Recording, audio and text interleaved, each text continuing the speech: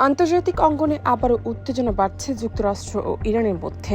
মার্কিন president Donald Trump ইরানকে চুক্তিতে আসার জন্য 10 দিনের সময়সীমা বেঁধে দিয়েছেন। গেল 19 ফেব্রুয়ারি এক সম্মেলনে তিনি সতর্ক করে বলেন, নির্ধারিত সময়ের মধ্যে চুক্তি না হলে খারাপ কিছু ঘটতে পারে।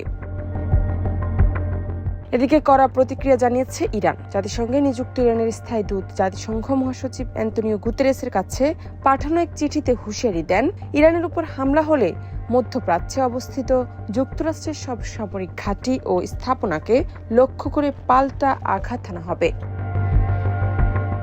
চিঠিতে আরও বলা হয়, ইরান যুদ্ধ চায় না, তবে তাদের সার্বভৌমত্বে আঘাত এলে কঠোর জবাব দেওয়া হবে এবং তারা সম্পূর্ণ দায় যুক্তরাষ্ট্রকেই নিতে হবে।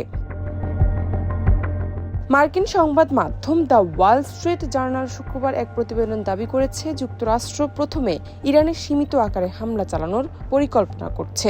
সম্ভাব্য লক্ষ্য হতে পারে সরকারি ভবন ও নিরাপত্তা বাহিনীর অবকাঠামো।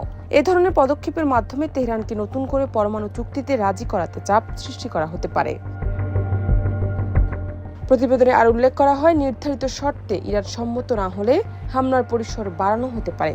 এমন পরিস্থিতিতে দেশটির সর্বোচ্চ নেতা আয়াতুল্লাহ আলী খামেনির সরকারের পতনের ঘটনাই বড় লক্ষ্য হতে পারে বলে ধারণা করা হচ্ছে। জান্নাত নিপু, দেশ রূপান্তর।